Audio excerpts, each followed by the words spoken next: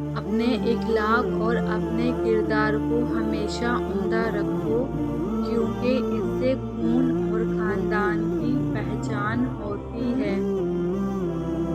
جب نماز تمہیں سکون دینے لگے تو سمجھ جاؤ اللہ تم سے راضی ہو گیا ہے۔ استاد کی قدر کرو، یہ وہ ہستی ہے جو تمہیں اندھیرے سے دل کو مایوس نہ ہونے دینا سکھاتی ہے۔ اس کی دیر میں بھی خیر ہوتی ہے۔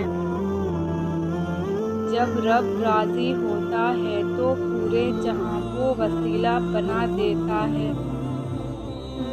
جب اللہ کی وصیت سمجھ میں نہیں آ رہی ہو تو سب کچھ اللہ پر چھوڑ دینا ہی بہتر ہے۔ پریشان نہ ہوا کرو، ٹھوکر بھی ہمیشہ انہی کو لگتی ہے جنہیں اللہ تھامنا چاہتا ہے۔ مصیبت بار بار آتی ہے اور ہر بار یہی بتا کے جاتی ہے کہ اللہ کے سوا کوئی